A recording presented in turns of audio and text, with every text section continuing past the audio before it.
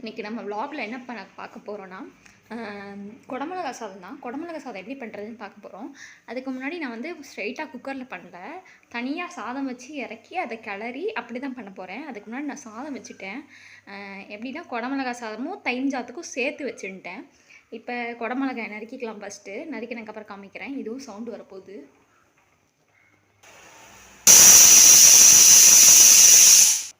அதுக்கப்புறம் இன்றைக்கி காலையில் வந்து தோசையும் பாசிப்பருப்பு டால், பைத்தம்பருப்பு டால், மூங் டால் அந்த மாதிரி ஏதோ ஒன்று பண்ணியிருக்கேன்.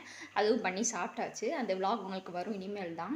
அது கண்டிப்பாக செஞ்சு பாருங்க. அடுத்து இந்த இதையும் கண்டிப்பாக ட்ரை பண்ணி பார்த்துட்டு எப்படி இருக்குன்னு சொல்லுங்கள். இனிமேல் பார்க்கலாம். குடமிளகாய் நறுக்கி நான் கம்மியாக காமிக்கிறேன். அதுவும் ஆயிடுச்சு. குக்கரும் ஆஃப் பண்ணிட்டேன். அதுக்கப்புறம் வந்து குடமிளகாயும் நறுக்கிட்டேன். நான் வந்து ரெண்டு குடமிளகா தான் எடுத்துகிட்டு இருக்கேன். அப்புறம் வந்து கருவேப்பிலை எடுத்துகிட்டு இருக்கேன். இப்போ நம்ம வந்து வறுத்து பொடி பண்ணணும். அது என்னென்ன தேவையான பொருட்கள்னு பார்த்துருவோம். நான் வந்து இந்த சீஞ்சட்டி எடுத்துகிட்டு இருக்கேன். ஒரே 1 ட்ராப் மட்டும் எண்ணெய் விட்டுக்கலாம். ஒரே 1 ட்ராப் தான் விடணும். எண்ணெய் நான் வறுக்க போகிறேன்னு சொல்லிடுறேன். உளுந்து கொஞ்சம், அதுக்கப்புறம் வந்து வரமிளகா 3 காரத்துக்கு உங்களுக்கு தேவையானதை எடுத்துக்கோங்க. அதுக்கப்புறம் தனியா, மல்லின்னு சொல்லுவோம்ல அது. அவ்வளோதான். 3 பொருட்கள் தான். வேர்க்கடலை வேணும்னா போட்டுக்கோங்க. எனக்கு வேர்க்கடலை பிடிக்காது, அதனால நான் போட்டுக்கல. உங்களுக்கு சப்போஸ் ஆப்ஷன்னா போட்டுக்கலாம்.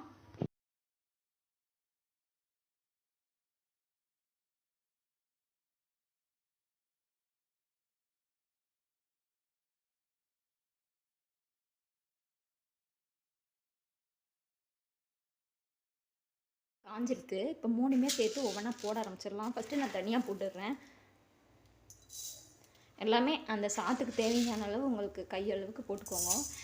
நான் இப்போ வந்து 2 பேருக்கு செய்யறேங்கிறனால இவ்வளோ போட்டுருக்கேன். என்கிட்ட பெருங்காயத்தூளும் இருக்குது, கட்டி பெருங்காயமும் இருக்குது. நான் 2மே இருக்கிறனால சரி சாதம் பண்ணும்போது ஒரேடியாக பெருங்காயத்தூள் போட்டுக்கலான்னு இதை மட்டும் நல்லா கொஞ்சம் பொன்னிறமாக வறுத்துக்கலாம். வறுத்துட்டு கொரன்னு பொடிச்சுக்கணும்.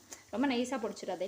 இப்போ நல்லா வறுத்து தெரியுறதா. இப்போ வந்து ஸ்டவ் ஆஃப் பண்ணிடலாம். நம்ம போதும். கலரும் மாறி எடுத்து அதே சமயம் கொஞ்சம் வெடிக்கவும் ஆரம்பிச்சிச்சு. இந்த மாதிரி வெந்துடுச்சு. இப்போ வந்து நல்லா ஆறுனதுக்கப்புறம் மிக்ஸி ஜாரில் போட்டு அரைச்சக்கப்புறம் பார்க்கலாம். நம்ம வந்து இந்த சீஞ்சட்டியில் வறுத்துருந்தோம் பார்த்தியா, அது வந்து இப்போ கொஞ்சம் எடுத்து ஆறுனதுக்கப்புறம் இதில் போட்டுட்டேன். இதில் போட்டு இன்னும் கொஞ்சம் நல்லா ஆறட்டும். அதுக்குள்ளேயும் நம்ம வந்து இதை வதக்கின்னு இருப்போம். மெதுவாக சிம்லேயே இருக்கட்டும். அடுப்பு ஆன் பண்ணிக்கலாம். எண்ணெய் விட்டுருக்கேன், நல்லா காயட்டும். காஞ்சக்கப்புறம் கடுகு, உளுத்தம்பருப்பு, கடலைப்பருப்பு, கொஞ்சோண்டு ஜீரகம் போட்டுக்கோங்க. நான் உங்களுக்கு ஆல்ரெடி சொல்லியிருக்கேன், இந்த மாதிரி கடுகு, உளுந்து, கடலைப்பருப்பு போட்டுட்டு பெருங்காயத்தூள், கடலைப்பருப்பு போட்டு பாருங்கள். கருவேப்பிலை இதெல்லாம் சூப்பராக இருக்கும். அதனால தான் நான் பெருங்காயத்தூள் என்கிட்ட இருக்கிறனால இதெல்லாம் பொரிஞ்சக்கப்புறம் பெருங்காயத்தூள் போட்டுட்டு கருவேப்பிலை போட்டுட்டு அந்த குடமிளகா இருக்குது பார்த்தீங்களா, அப்போ அவங்களுக்கு இன்னும் கொஞ்சம் அடிஷ்னலாக ஏதாவது ஆட் பண்ணோம் அப்படின்னு தோணுச்சுன்னா இது இருக்குது பார்த்தீங்களா, பஜ்ஜி மிளகா, உருளைக்கிழங்கு இதெல்லாம் போட்டு சாப்பிட்டுன்னா தொட்டுக்க நீங்கள் எதுவுமே பண்ண வேணாம். ஆக்சுவலாக அப்படியே சாப்பிட்டுக்கலாம். அதுக்காக தான் அதெல்லாம் சொல்கிறேன் நான். இதெல்லாம் இப்போ எல்லாமே சேர்த்துக்கலாம். கடுகு வெடிக்க ஆரம்பிச்சிருச்சு. நீங்கள் வந்து இந்த பஜ்ஜி குடமிளகா போடுறோம்ல, அதுக்கு முன்னாடி வந்து கொஞ்சோண்டு பஜ்ஜி மிளகா, அதுக்கப்புறம் கொஞ்சோண்டு உருளைக்கிழங்கு, வெங்காயம் இதெல்லாம் இருந்தால் இன்னும் நல்லாயிருக்கும். நான் வந்து ரொம்ப சிம்பிளாக பண்ணி காட்டுறேன் உங்களுக்காக.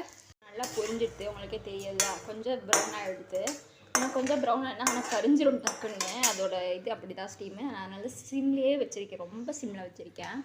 இது கொஞ்சம் இதானோடனே நான் வந்து கருவேப்பிலை, பெருங்காயத்தூள், பஜ்ஜி குடமிளகா போட போகிறேன். பஜ்ஜி மிளகானே வருது, குடமிளகா சாரி அது வீடியோ எடுக்க முடியல. குடமிளகா நானே போட்டேன்னா அதனால தான்.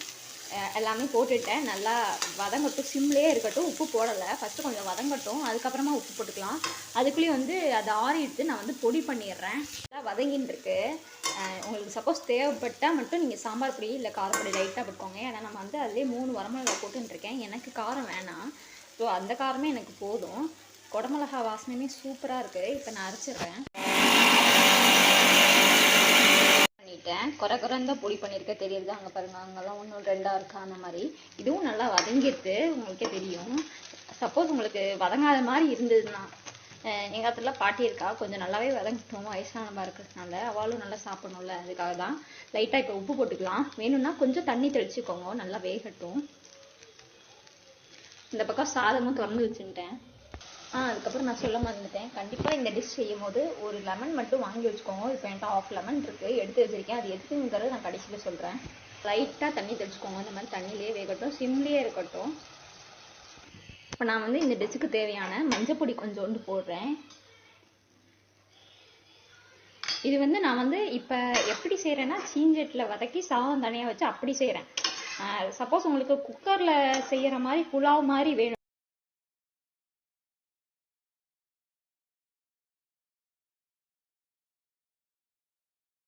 இது வந்து நல்லா வேகட்டும் இன்னும் கொஞ்சம் நேரம். ஏன்னா எனக்கு வந்து குடமிளகா பார்க்கும் போதே இன்னும் வேகலை அப்படின்னு தோன்றுறது. அதனால தான் கொஞ்சம் தண்ணி ஊற்றி வேக வச்சுருக்கேன்.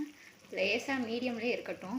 அதுக்கப்புறம் சைடில் வந்து நான் வந்து சூப் வச்சுட்டுருக்கேன். என்ன சூப்புனா முருங்கைக்கீரை சூப்பு தான். எப்பயுமே வந்து ஒரு நாளைக்கு ஒரு நாள் விட்டு குடிப்போம்.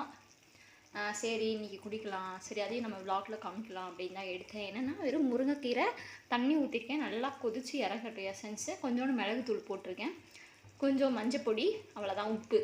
இது மட்டும் நல்லா கொதிச்சரிங்கன்னா அது ஒரு சூப்பு. இது வந்து நாங்கள் ஒரு 11 மணி 11:30க்கு குடிப்போம். காலைல டிஃபன் சாப்பிட்டுட்டு மதிய நேரத்தில் சாதம் சாப்பிட்டுட்டு அவ்வளோதான் நம்மளோட பிரேக்ஃபாஸ்ட் லஞ்ச். இதுதான் இன்றைக்கியோட இது எல்லாமே உங்களுக்கு ஒரு வ்ளாகில் காமிக்கலாம் தான் இன்றைக்கி வ்ளாக் எடுத்துக்கிட்டு இருக்கேன். அதுக்குள்ளே வந்து நம்மளோட சூப் இருக்குது பார்த்தீங்களா, அது வந்து வடிகட்டி நல்லா எடுத்து வச்சுட்டுருக்கேன்.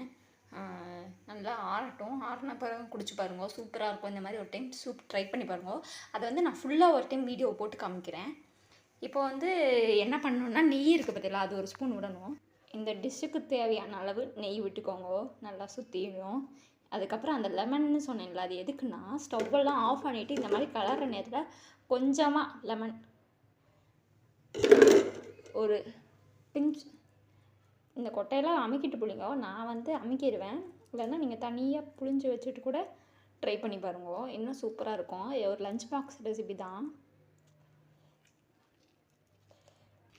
இப்போ நம்மளோட டிஷ்ஷு ரெடி. மாற்றிட்டேன், ஒரு சின்ன ஹாட் பாக்ஸில் போட்டு வச்சுருக்கேன். லேசாக மூடி வைப்போம், அதுக்குன்னு ரொம்ப டைட்டாகவும் மூட வேண்டாம், காற்று போட்டோம், ஏன்னா சூட்டோட அப்படி மூடக்கூடாது. அதுக்கப்புறம் வந்து நான் இந்த மிச்ச சாதத்தில் வந்து தயிர் சாதமாக தாளிக்க வரேன், தாளிச்சக்கப்புறம் காமிக்கிறேன். இந்த தயிர் சாதத்துக்கு எப்படி தாளிக்கிறதுன்னு சொல்லிட்டுருக்கேன். கடுகு, உளுந்து, கடலைப்பருப்பு, ஒரு பச்சை மிளகா, கொஞ்சம் கருவேப்பிலை, பெருங்காயத்தூள் எல்லாத்தையும் போட்டுட்டு இந்த சாதத்தில் நான் என்ன போட்டுக்கேன்னா கொஞ்சம் தயிர் விட்டுருக்கேன், கொத்தமல்லி போட்டுட்டேன், அவ்வளோதான். சப்போஸ் உங்களுக்கு வேணும் இன்னும் ரிச்சாக வேணும்னா முந்திரி, திராட்சை இதெல்லாம் போட்டு கூட செய்யலாம், இன்னும் நல்லாயிருக்கும். எங்கள் அக்காவுக்கு நான் செய்கிற தயிர் சாதம் ரொம்ப பிடிக்கும். அவள் இதை வீடியோ பார்த்து ரொம்ப மிஸ் பண்ணுவான்னு நான் நினைக்கிறேன். கண்டிப்பாக இதை செஞ்சு பாருங்க. எல்லாமே போட்டுட்டேன். இப்போ வந்து இந்த சாதத்தில் கொட்டிடுவோம். கொட்டிட்டு உங்களுக்கு எல்லாமே காமிக்கிறேன். நான் தயிர் சாதமும் கலந்துட்டோம். பார்க்கவே இப்படி இருக்குது, சூப்பராக இருக்கும், எம்மியாக இருக்குது. எனக்கும் இந்த டிஷ் ரொம்ப பிடிச்சிருக்கு. நீங்களும் கண்டிப்பாக இந்த டிஷ்ஷை ட்ரை பண்ணி பாருங்கள். குடமிளகா சாதம் ஒரு லஞ்ச் பாக்ஸ் ரெசிபி தான். தொட்டுக்க வேணால் ஏதாவது வடாங்க கூட பொரிச்சு தாங்க. அந்த சூப்பும் குடிச்சிட்டேன் நான். அப்புறம் சூப்பராக இருந்தது. இப்போ இந்த டிஷ்ஷு வேலையும் முடிஞ்சுது. மதிய லஞ்சு எல்லாமே முடிச்சிட்டோம். பாத்திரம் மட்டும் தேய்ச்சிட்டா முடிஞ்சுது. அவ்வளோதான். வேறு எதாவது வீடியோவில் அடுத்த வீடியோவில் நம்ம சந்திக்கலாம். வேறு எதாவது வீடியோ வேணும்னா உங்களுக்கு கண்டிப்பாக கமெண்ட்டில் சொல்லுங்கள், நான் செஞ்சு காமிக்கிறேன். ஒரு நாள் வந்து இந்த ஃப்ளவர்ஸில் எல்லாம் செடியெல்லாம் வ்ளாக் போட்டு காமிக்கிறேன். இது வந்து நந்தியா வெட்டை தெரியறதா அது. இது வந்து அரளி. இன்னும் நிறையா இருக்குது எங்கள் காலத்தில் செடி, கண்டிப்பாக காமிக்கிறேன். இப்போ காலைல செடியில் பூ பறிக்க போகும்போது தான் முருங்கைக்கீரை ஒவ்வொரு நாள் விட்டு பறிச்சுட்டு வந்தேன், சூப்பும் குடிச்சிட்டேன். அடுத்த வீடியோவில் சந்திக்கலாம். பாய் பாய்.